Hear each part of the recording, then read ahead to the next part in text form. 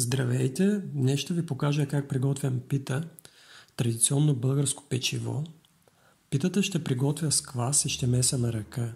С това искам да покажа, че сполучлива пита може да се приготви посредством ръчно месене и с минимални усилия.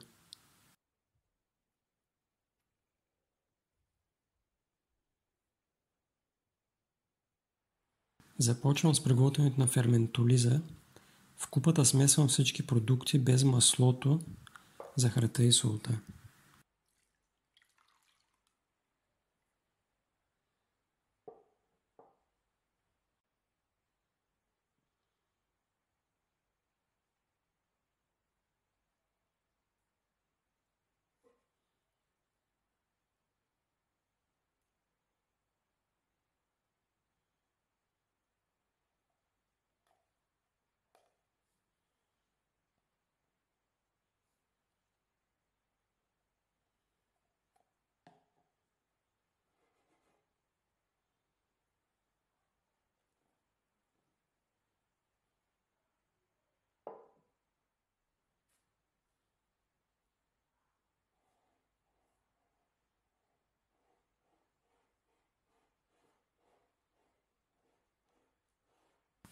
Разбърквам всичко добре до получаването на хомогенна смес.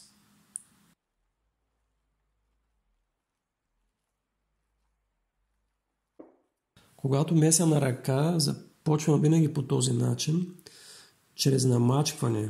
Така най-бързо се смесват продуктите.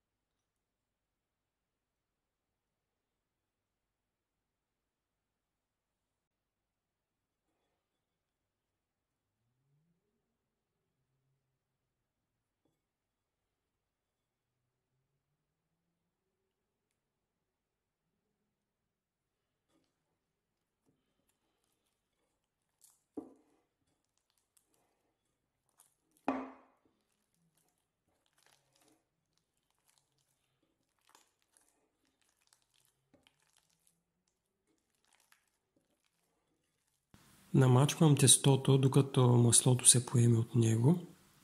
Това намачкване и месене трае около 2-3 минути.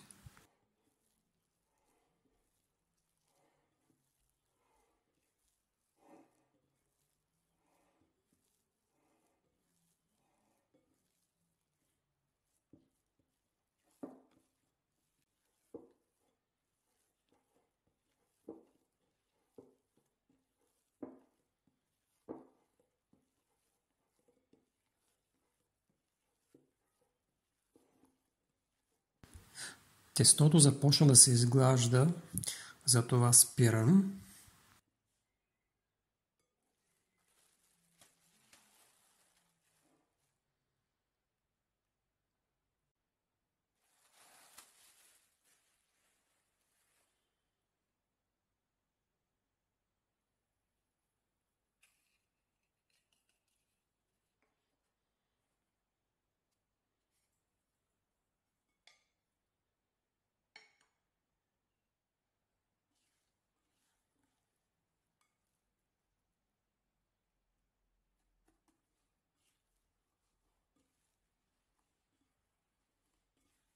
Меся отново около 2-3 минутки до получаването на нелепнещо тесто. В случая използвам различни начини на месене, като целта е захарта и солта да се разтворят добре в тестото.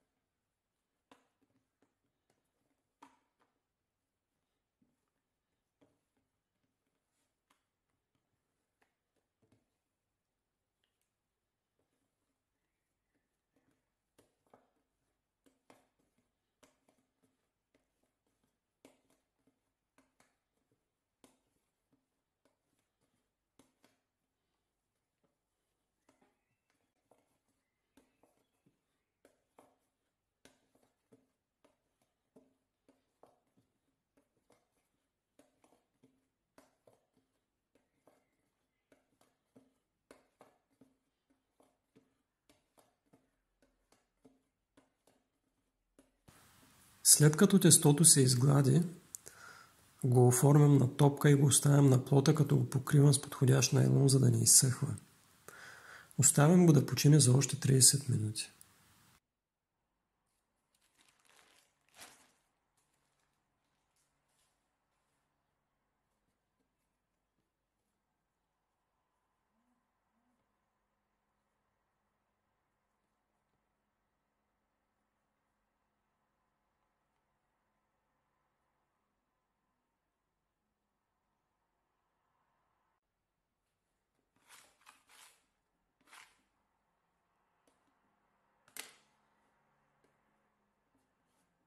Оформям тестото на стегната топка и го прехвърлям в намаслена кутия за продължаване на ферментацията.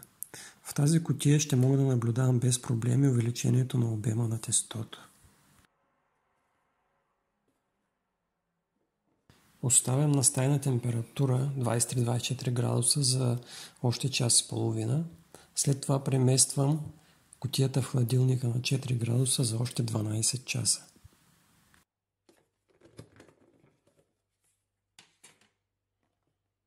След 12 часа тестото е отвоило обема си.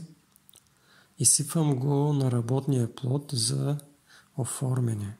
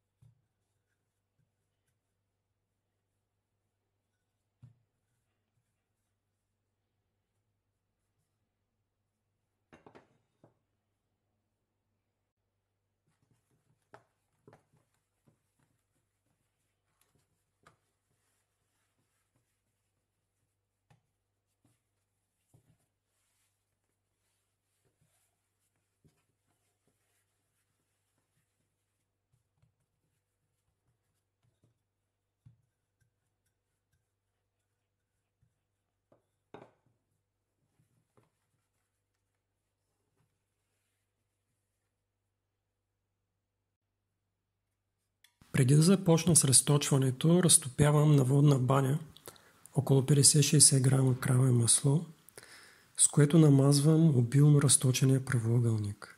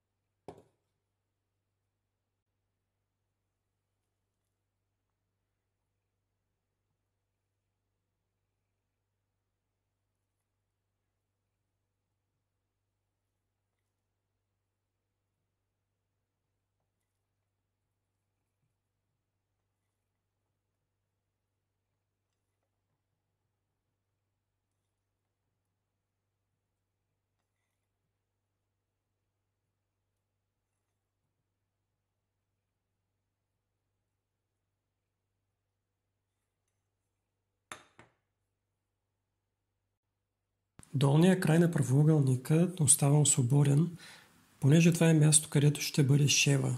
Целта ми е мястото да е гладко, за да се затвори добре рулото. За по-добро залепване намачквам ръба по ето този начин. След което навивам правоъгълника на стегнато руло.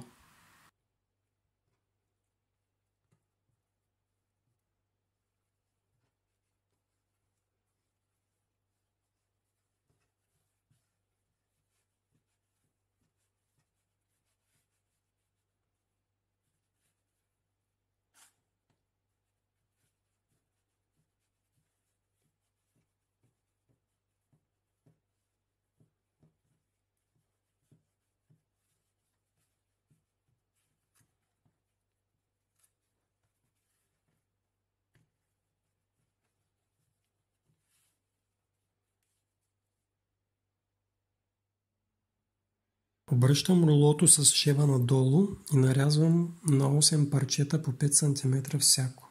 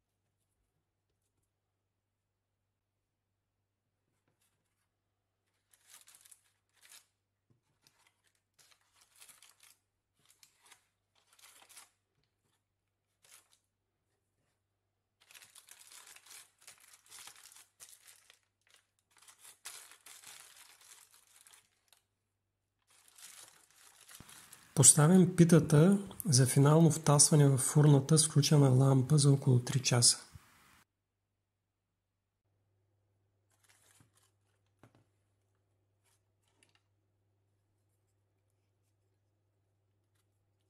Втасалата пита намазвам с разбито яйце. Пека за 35-40 минути на 190 до 200 градуса Целзий в долната част на фурната.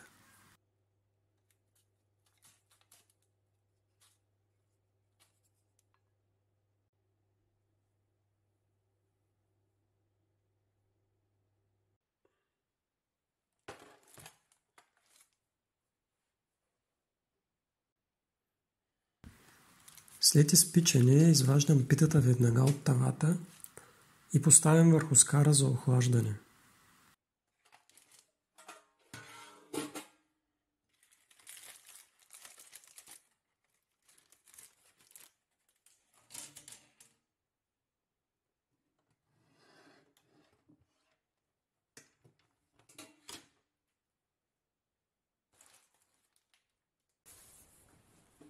Покривам скърпа за около половин час, след което питката е готова за ядене.